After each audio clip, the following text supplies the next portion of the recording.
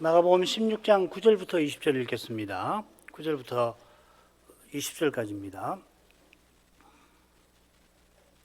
예수께서 안식 후 첫날 이른 아침에 살아나신 후 전에 7 귀신을 쫓아내어 주신 막달라 마리아에게 먼저 보이시니 마리아가 가서 예수와 함께 하던 사람들의 슬퍼하며 울고 있는 중에 이 일을 고하매 이들은 예수의 살으셨다는 것과 마리아에게 보이시다는 것을 듣고도 믿지 아니하니라.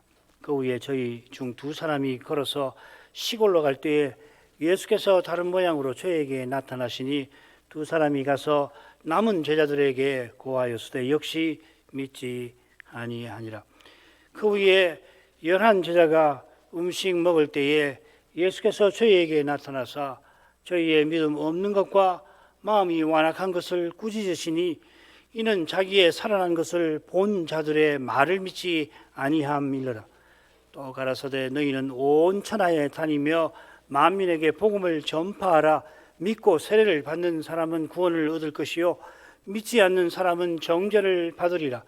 믿는 자들에게는 이런 표적이 따르리니 곧 저희가 내 이름으로 귀신을 쫓아내며 새 방언을 말하며 뱀을 집으며 무슨 독을 마실지라도 해를 받지 아니하며 병든 사람에게 손을 얹은즉 나으리라 하시더라. 주 예수께서 말씀을 마치신 후에 하늘로 올리우사 하나님 우편에 앉으시니라. 제자들이 나가 두루 전파할새 주께서 함께 역사하사 그 따르는 표적으로 말씀을 확실히 증거하시니라.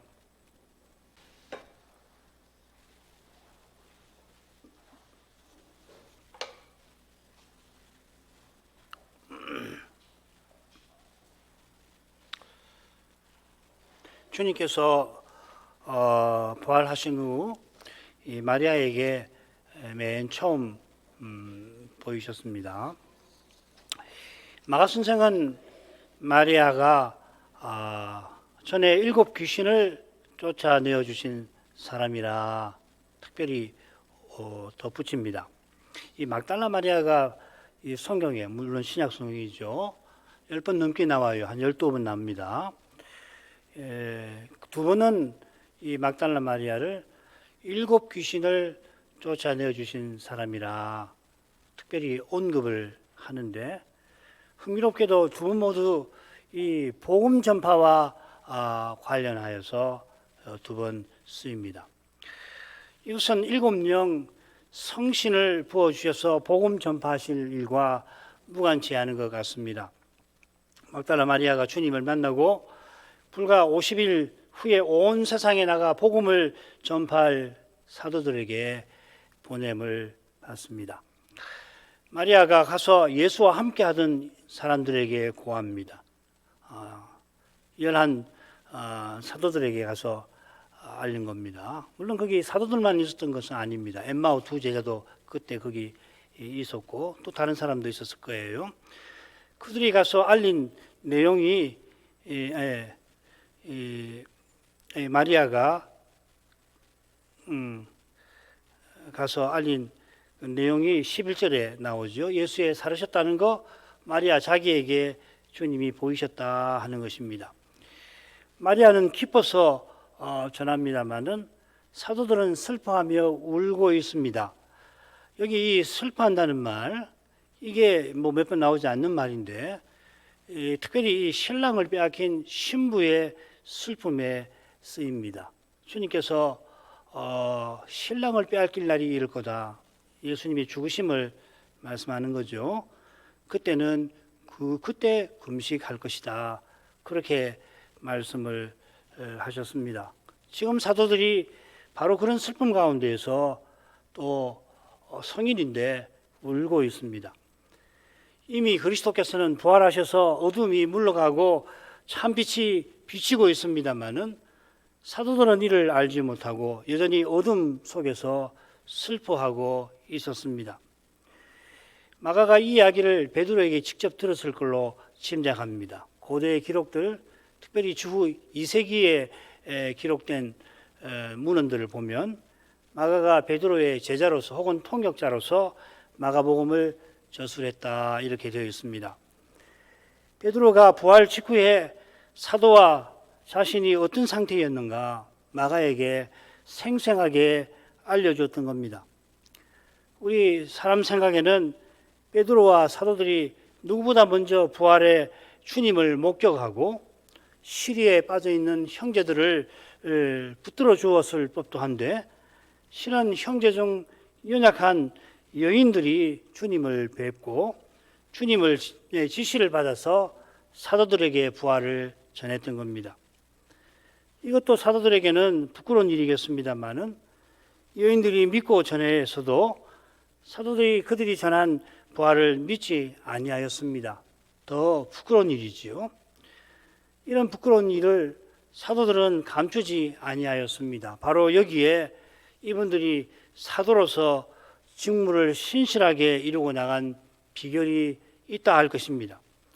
바울도 내가 모든 사도보다 더 많이 수고하였지만은 내가 아니요 오직 나와 함께 하신 하나님의 은혜로라 고백합니다. 베드로도 물론 그렇습니다만은 이 바울은 과연 누구보다 사도될 자격이 없는 사람입니다. 아무도 자격이 있어 직분이나 소명을 받는 것 아닙니다.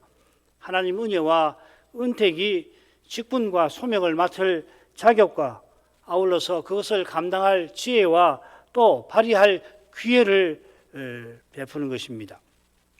자, 오전에 이어서 12, 13절로 가겠습니다. 그 후에 저희 중 두 사람이 걸어서 시골로 갈 때에 예수께서 다른 모양으로 저에게 나타나시니 두 사람이 가서 남은 제자들에게 고하였으되 역시 믿지 아니하니라.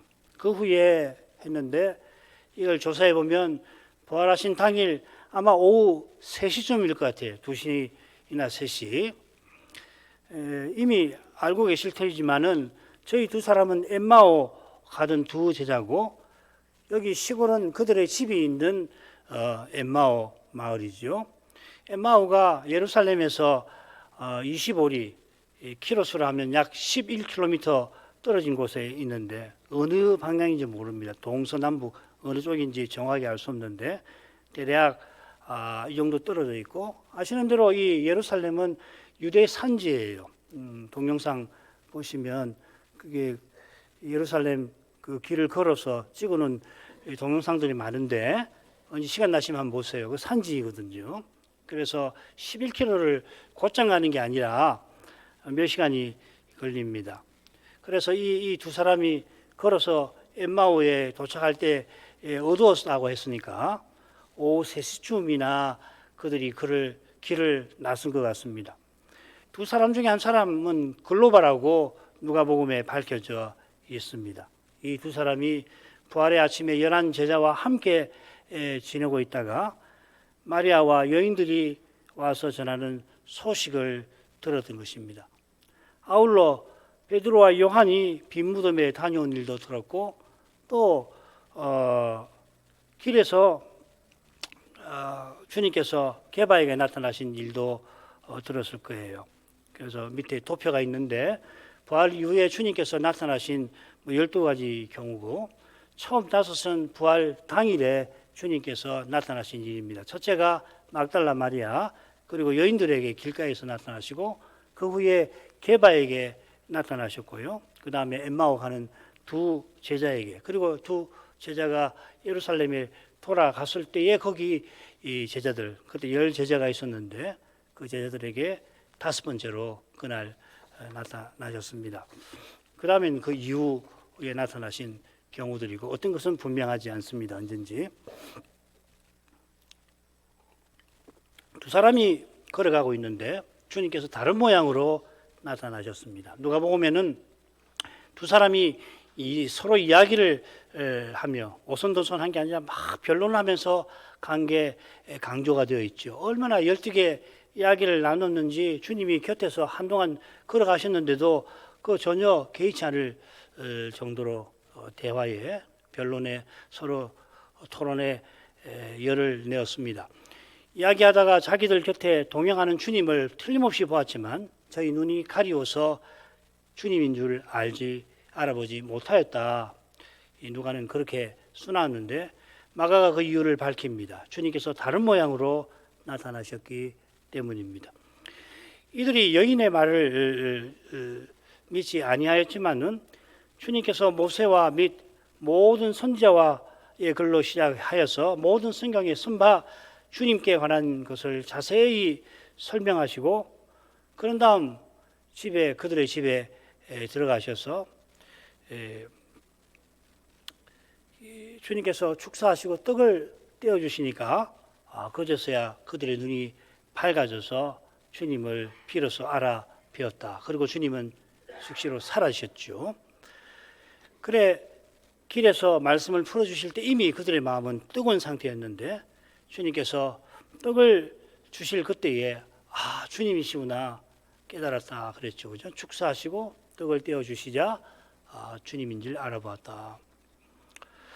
마치 주님께서 마리아야 하실 때에 막달라 마리아가 주님이신 줄 알았던 것처럼 주님의 섬기시는 그 모습을 보고서 이 이례적인 것이거든요. 선생이나 주인이 섬김을 받지 섬기지 않지 않습니까? 우리가 만찬 주님의 마지막 만찬에서 내가 섬기는 자로 여기 있다 하실 때 그 의미를 우리가 살피지 않았습니까? 주님이 섬기시는 모습을 보고서는 예수님이시구나 알아보았던 것입니다. 두 사람이 틀림없이 식사 도중에 자리를 박차고 일어나서 예루살렘으로 돌아갔을 겁니다. 아주 부지런히 걸어갔을 것 같아요. 돌아가서는 두 사람이 막달라 마리아처럼 남은 제자들에게 고합니다. 마리아에게 쓴 그 낱말을 여기도 썼습니다. 이 표현 하나를 가지고서 마리아나 두 제자, 예수님의 부활을 알린 이 마리아나 두 제자를 사도보다 높일 필요는 없어요. 요즘에 이제 그런 경향이 있어가지고 봐라 이거 사도들보다 마리아나 이 두 사람이 먼저 주님께서 파송한 사도들이다. 이 사람들도 사도들이다. 그런 주장을 하는데 그렇게까지 이 성경을 풀 근거가 없습니다. 심지어 이 표현을 들어서 여성 안수를 지지하는 것은 참 부족해요. 그렇게 들 근거가 없어서 이런 걸 다 되나 좀 안쓰러울 정도입니다. 마가 선생이 강조하는 것은 두 제자가 주님의 부활을 알렸지만은 역시 믿지 아니하더라입니다. 자, 주님께서 드디어 제자들에게 나타나십니다. 16절을 읽겠습니다. 그 후에 11 제자가 음식 먹을 때 예수께서 저에게 나타나서 저희의 믿음 없는 것과 마음이 완악한 것을 꾸짖으시니 이는 자기의 살아난 것을 본 자들의 말을 믿지 아니함이러라. 여기 그 후에라는 말은 12절에 나온 그 후에하고는 다른 낱말입니다. 이 쓰임 표현에도 그 후에라는 말 얼마든지 그런 뜻이 들어 있습니다만 여기 무슨 뜻이 있냐면 이 말에는 드디어라 하는 말이 있어요. 그래서 마태복음 22장 27절에는 이 표현을 최후에 마침내 이렇게 번역을 해놨는데 여기서도 이 드디어가 마침내가 그 후에보다 좀 더 낫지 않나 싶습니다. 예수님께서 이 일 지금 11 제자에게 나타났으니까 부활절 당일이 아닌 것으로 봐야 될 것 같아요. 일주일 후에 일로 보이는데 그리고 그 후에도 예수님이 여러 번 나타나셨으니까 많은 번역이 우리 한글 개혁만 아니라 많은 영어 번역도 그 후에 이렇게 무난하게 새긴 것 같습니다. 예, 바른 번역이라고 생각되는데 마가복음에는 이게 마지막이니까 그리고 앞에서 계속 이 주님을 본 사람들이 전에도 안 믿으니까 여기서는 드디어 이렇게 번역해도 좋지 않을까. 그러나 그렇게 볼 수 있다는 거지 꼭 그렇게 읽으셔야 된다는 건 아닙니다. 그리고 그렇게 새기면 좋을 것이 저희의 믿지 않음에 또 있습니다. 그들이 음식 먹을 때에 주님께서 나타나십니다. 이 누가복음에도 요거는 조금 수정을 해야 될 것 같아요. 이게 무슨 말이냐면요. 지금 마가복음의 지금 이 장면은 그 내용을 보면 부활절 당일에 예수님께서 제자들에게 나타나신 것하고 거의 똑같거든요. 누가복음이나 또 요한복음의 내용도. 그런데 결정적으로 이 11 제자에게 나타나셨다고 했으니까 요거는 부활절 당일보다는 아무래도 일주일 후 도마가 같이 있었을 때에 그때 나타나신 것을 보는 것이 좋을 것 같습니다. 그래서 누가복음에는 부활절 당일에 엠마오의 두 제자가 돌아가서 전할 그때에 그들이 식사를 하고 있었죠. 제자들이 그때 믿지 못하니까 주님께서 먹을 것을 달라 하십니다. 생선을 한 토막 드리니까 주님이 받아 잡수십니다. 이게 주님께서 틀림없이 부활하신 것을 증명합니다. 자, 그런데 마가복음에는 이렇게 기록되어 있지 않고 11 제자가 길게 누워 식사하고 있었다고만 되어 있습니다. 그리고 둘을 다른 사건으로 얼마든지 보아야 할 것 같습니다. 그렇게 보아야 될 것입니다. 그들이 부활절 아침에는 신랑을 잃은 신부처럼 슬퍼하고 울었는데 일주일 이후에는 식사를 하고 있습니다. 물론 부활절 당일에도 식사를 하고 있었습니다. 주님께서 신랑을 잃을 때에 금식하라 하신 명령에 비춰보면 제자들의 마음이 일주일 후는 물론이고 부활절 당일에도 마음이 느슨해졌던 것 같습니다. 자, 이것은 이어지는 주님의 책망과도 잘 어울리지요. 주님께서 11 제자들을 꾸짖으십니다. 이 표현은 표적을 많이 행했지만 회개치 아니한 그 고을들에게 화 있을진저 하실 때에 쓰인 표현입니다. 책망하시되 이렇게 되어 있습니다. 또 팔복에도 나오는데 원수들이 제자들을 핍박하고 욕할 때에 또 십자가에서 원수들이 주님을 욕할 때에 바로 이 단어를 씁니다. 이런 용례들을 참조하면 지금 주님의 책망이 퍽 준엄하다 하는 것을 짐작합니다. 주님이 준엄하게 꾸짖으신 이유가 이어 나옵니다. 저희의 믿음 없는 것과 마음이 완악한 것이라 했습니다.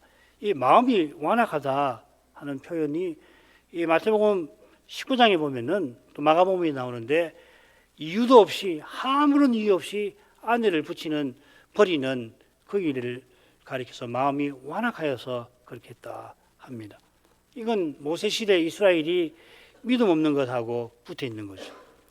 모세는 마음이 완악한 것을 뭐라고 하냐면 마음의 할례를 행하지 아니한 것이라 하였습니다. 이런 상태라서 마음의 할례를 받지 아니한 상태라서 그래서 이스라엘은 여러 번 언약을 저버렸죠. 예레미야는 마음의 할례를 행하지 아니하면 여호와의 진노를 피하지 못한다. 멸망을 심판을 받는다. 경고했습니다. 요컨대 지금 제자들의 상태가 그들과 비슷하다 하는 겁니다. 이러한 상태로는 거룩한 사명을 결코 받들지 못합니다. 그들의 믿음 없는 것, 마음에 완악한 것은 자기의 살아난 것을 본 자들의 말을 믿지 아니함에 있습니다. 사실 누가복음에는 그들이 주님을 직접 뵙고도 부활 당일에 주님을 뵙고도 믿지를 못하였습니다.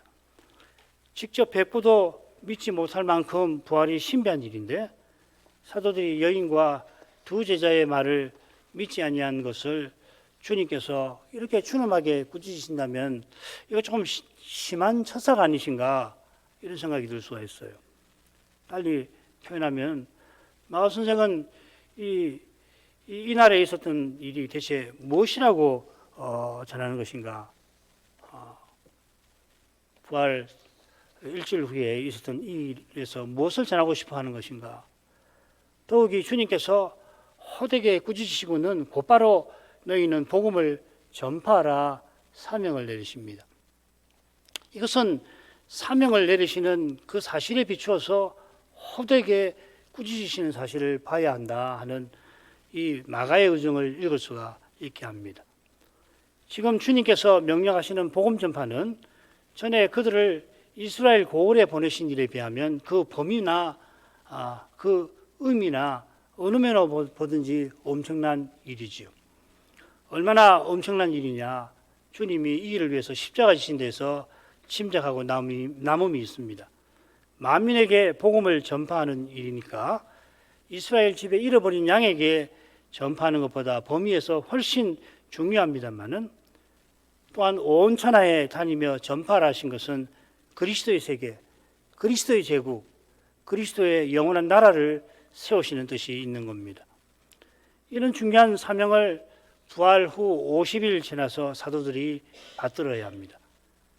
그런데 지금 그들의 모습과 태도는 너무도 초라할 뿐만 아니라 그 사명에 너무도 전혀 어울리지 않습니다. 그런데 지금 어울리지 않을 정도가 아니라 이런 상태로는 그 사명을 허물어 버릴 정도입니다. 이런 그들에게 사명을 맡기시는 주님의 그 심정은 사람의 생각이나 경험을 훌쩍 넘어섭니다.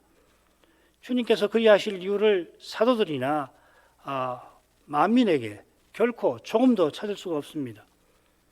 이것은 주님께서 우리를 구원하실 이유가 우리 자신에게는 전혀 없는 것과 결국 붙어 있는 겁니다.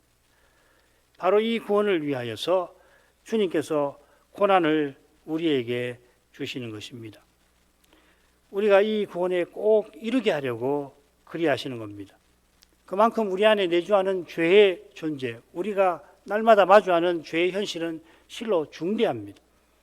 죄가 하나도 없는 세상을 세우려고 거기서 오직 그리스도처럼 살게 하시려고 주님께서 우리에게 고난을 주십니다. 마찬가지로 지금 사도들을 호되게 꾸짖으시는 것은 이 주님의 교회가 그리스도의 몸과 지체답게 살게 하려 하신 것입니다.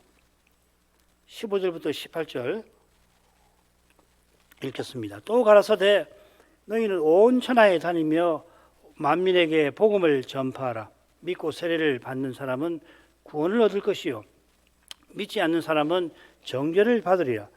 믿는 자들에게는 이런 표적이 따르니 곧 저희가 내 이름으로 귀신을 쫓아내며 새 방언을 말하며 뱀을 집으며 무슨 독을 마실지라도 해를 받지 아니하며 병든 사람에게 손을 얹은즉 나으리라 하시더라. 주님께서 믿지 못하는 제자들에게 사명을 주실 수가 있는 것은 그 사명을 친히 이룰 것이라 그래야 하시는 겁니다. 그 위대한 사명을 이루실 수 있는 주님이시니 지금 믿지 못하는 제자들을 능히 믿게 하실 수 있습니다. 우리는 주님께서 어떻게 제자들들을 믿게 하시고 사명을 행하게 하셨는지 압니다. 누가복음을 보면은 주님께서 성경을 들어 부활을 믿게 하십니다. 주님께서 그때 성신의 능력을 드러내셨습니다. 성신만 그리스도를 아시고 믿게 하시는 것입니다. 지금 부활하신 주님이 실은 살려주는 성신이 되셨습니다. 부활하신 그리스도는 살려주는 성신이라고 그랬죠. 주님께서 이제 부활 후 40일 동안 하나님 나라를 가르쳐 주기도 하십니다만 승천하여서 오순절에 성신을 제자들에게 부어주셔서 사도들을 모든 진리 가운데로 인도하실 것입니다. 그래서 성신을 기다리라 신신당부하시기도 했습니다. 오직 성신께서 그리스도를 전하고 받게 하십니다.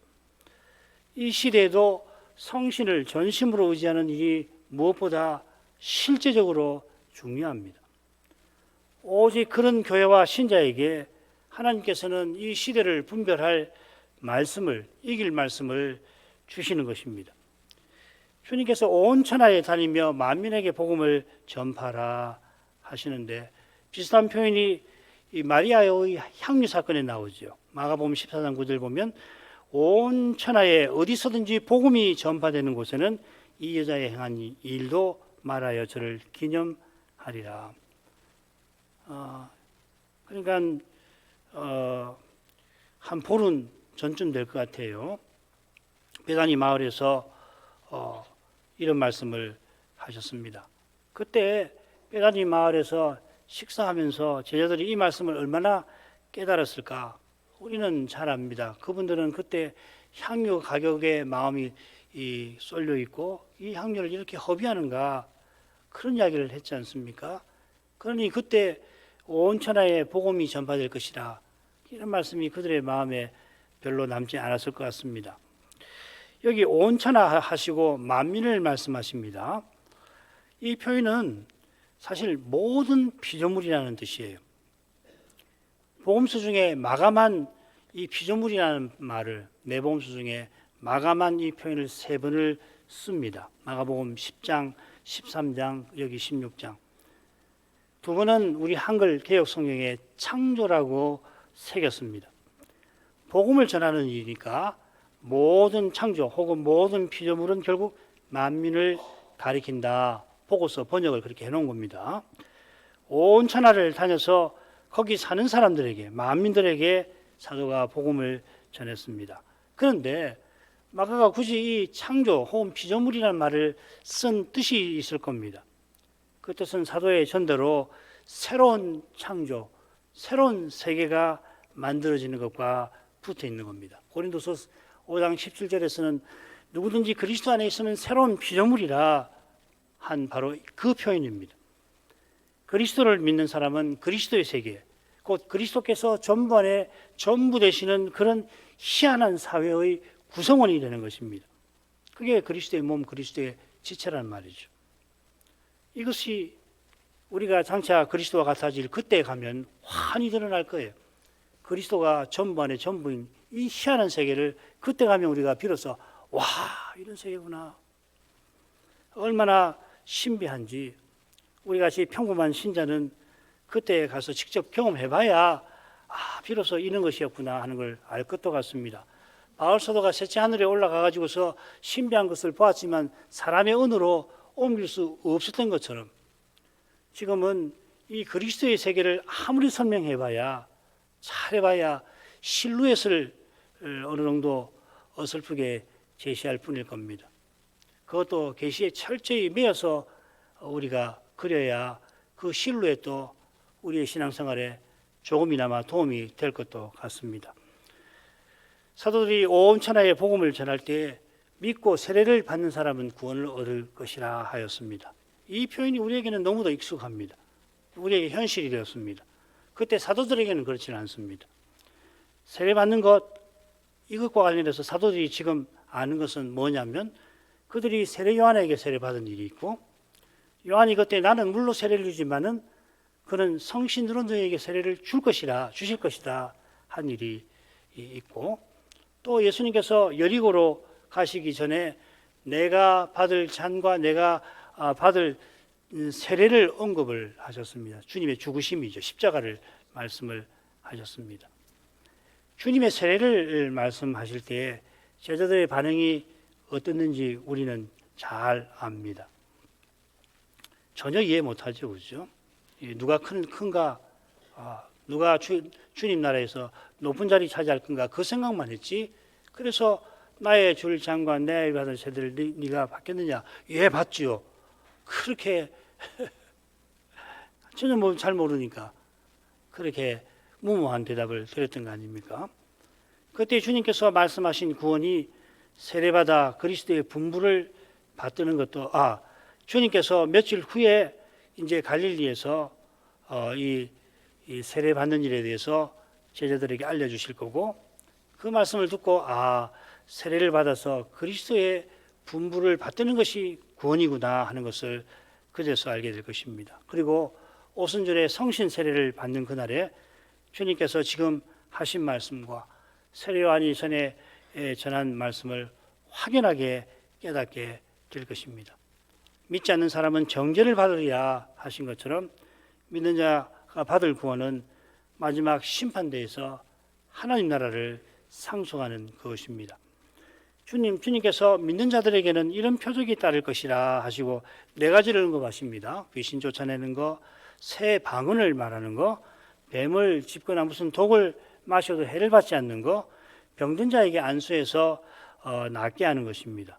이런 일들이 사도행전에 기록이 되어 있습니다. 제가 적어놨으니까 한번 댁에 돌아가셔서 사도행전에서 다 찾아보시면은 네 가지가 다 나오죠. 사도행전은 이 사도 시대의 역사를 기록한 것입니다. 이 시대는 사도들이 지상의 그리스도처럼 활동하던 특별한 시대입니다. 비상한 시대입니다. 주님의 십자가와 성신 강림이 단회적인 사건이듯이 사도 시대도 그런 면이 있는 겁니다. 신약 성경을 사도들만 쓴 건 아니지만 사도와 선지자들이 이 시대에 썼습니다. 이 시대에 사도와 선지자들이 쓴 것이 성경이에요. 신약 성경입니다. 사도들이 세상을 떠나고 불과 수십 년 후에 쓴 그 속사도, 사도교부가 쓴 글도 있습니다만은 읽어보면 굉장히 비슷해요. 여러 면에서. 그러나 그들의 글은 성경이 아닙니다. 비슷하게 주께서 사도들과 사도시대의 직분자들의 손으로 표적과 기사를 행하게 하사 자기 은혜의 말씀을 증거하셨다 하였습니다. 오늘 읽은 마가복음 마지막에도 그 내용이지, 20절도 그 내용이죠. 주님께서 은혜의 말씀을 전하여 주님의 교회를 세우려고 사도시대에 이런 일을 있게 하신 것입니다. 바울은 표적과 기사와 능력을 행하는 이것을 사도의 표에 속한다. 이 외에도 사도의 표를 보여줄 수 있는 것이 있죠. 제일 처음으로 하는 것이 모든 참음이죠. 내가 사도인 것은 참음에 있다 하고서 이어서 이 표적, 기사, 능력 행한 것을 언급합니다. 자, 마지막 부분 가겠습니다. 주 예수께서 말씀을 마치신 후에 하늘로 올리우사 하나님 우편에 앉으시니라. 제자들이 나가 두루 전파하세 주께서 함께 역사하사 그 따르는 표적으로 말씀을 확실히 증거하시니. 주 예수, 우리에게 익숙한 칭호이고 복음서 외에 사도행전부터 계시록까지 100번이 넘게 나옵니다. 복음서에서는 단 2군데 나옵니다. 이곳하고 다른 한 군데가 누가복음 24장 3절입니다. 둘 다 부활, 그리스도의 부활에 나옵니다. 빌립보서에서 바울 사도가 모든 입들로 부활하신 그리스도를 주라 부르게 하셨다 하였습니다. 이 주는 모든 권세를, 하늘과 땅의 모든 권세를 지니신 분을 가리킬 뿐만 아니라 구약의 여호와를 암시합니다. 그리스도는 여호와의 종이 되신 여호와 그분이십니다. 주 예수께서 말씀을 마치시고 하늘로 가셨습니다. 말씀을 마치신 거 마치 부활절 제자들에게 말씀하신 그 일을 가리키는 것도 같고, 오늘 해석한 대로 보자면은 부활 후 일주일 후에 말씀하신 것도 포함을 하겠습니다만은, 주님께서는 부활하신 후 40일 동안 제자들에게 나타나셔서 하나님 나라 일을 말씀하셨습니다. 그리스도께서 전할 말씀을 다 전하시고 사역을 이루셨다 하는 뜻입니다. 예수님께서 회개하라 천국이 가까이 왔느니라 이렇게 전파하시면서 사역을 시작하셨는데 그 사역이 이제 마쳤습니다. 그래서 주님께서 하늘로 올리우셨습니다. 사도행전에는 주님께서 하늘로 올라가실 때에 구름이 그를 가렸다 하였습니다. 전에도 말씀드렸지만 구름에 가린 것이 아니라 구름이 가렸습니다. 이 구름은 눈에 볼 때는 평범한 구름 같지만은 평범한 구름이 아니라 영광 구름입니다. 주님께서 영광 구름 속으로 들어가셨습니다. 거기 영광 보좌가 있는데 영광 보좌에 나아가신 것입니다. 주 예수께서 아버지 우편에 앉으셨습니다. 아버지 우편에 주님이 앉으셔서 하시는 일이 무엇인가를 마가복음은 마지막에 분명히 전합니다. 제자들이 나가서 두루 전파하는 일입니다. 주님께서 제자들에게 일주일 후 제자들에게 명령하신 대로 사도들이 행한 것입니다. 그때 주께서 꾸짖으실 만큼 그들은 이런 사명을 행할 형편이 아니었는데 불과 한 40일 지난 후에 달라졌습니다. 그 비결이 주님께서 함께 역사하신 데에 있습니다. 함께 역사하신다 하신 것은 주님께서 친히 행하시는 그 일에 그들을 함께 하도록 써주셨다 하는 것입니다. 주님께서 따르는 표적으로 말씀을 확실히 증거하시니라 한 대로입니다. 주님께서 성신으로 사도들과 함께 하셔서 사도들이 그리스도를 전하게 하시고 그들이 전한 대로 그리스도의 몸이 세워지게 하신 겁니다. 이 일을 주님께서 이제도 이루고 계시고 다시 오시는 날까지 이루실 것입니다. 우리가 지금 여기서 그리스도의 몸과 지체로 서나갈 때에 저기 계시고 장차 오실 주님의 부활이 입증될 겁니다. 주님께서 고난받는 교회와 신자와 함께 하셔서 친히 주님의 부활을 역사 앞에서 입증해 가실 것입니다. 여기 육체로 계시지 않지만은 전에 육체로 제자들과 함께 하시는 것보다 훨씬 친밀하고 신비하게 함께 해 주십니다. 장차는 물론이고 지금 여기서도 이 그리스도만큼 우리에게 가까운 분이 없습니다. 기도하겠습니다. 거룩하신 아버지, 부활하신 그리스도께서 하나님의 일곱 영 곧 성신을 오순절에 부어주신 덕분에 사도들이 온 천하에 나가 만민에게 모든 피조물에게 복음을 두루 전하게 하셨습니다. 그리스도께서 그들과 함께 하셔서 역사하셔서 사도들이 이런 위대한 일을 이룬 줄 압니다. 그들과 함께 역사하셨다 하신 뜻이 무엇인지 이 제자들에게 나타나셔서 사명을 주시기에 앞서 그들을 준엄하게 꾸짖으신 데에서 환히 드러납니다. 사도들이 스스로는 주님의 명령을 받들 수가 없습니다. 부활을 본 자들의 말을 그들이 믿지 않았으니 어떻게 그들이 그리스도의 부활을 전할 수가 있겠습니까? 받을 자격이 또한 그들에게 없었습니다. 오직 주님께서 그들을 믿게 하시고 그들들의 거룩한 사명을 이루도록 하신 것입니다. 하나님께서 그리스도 안에서 친히 구원을 이루십니다. 이 진리를 늘 기억하고서 주님만을 의지하게 하옵소서.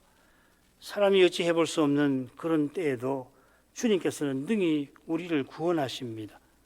우리에게 중요한 것은 이 주님을 전심으로 의지하는 것, 성신을 전심으로 의지하는 그것인 줄 압니다.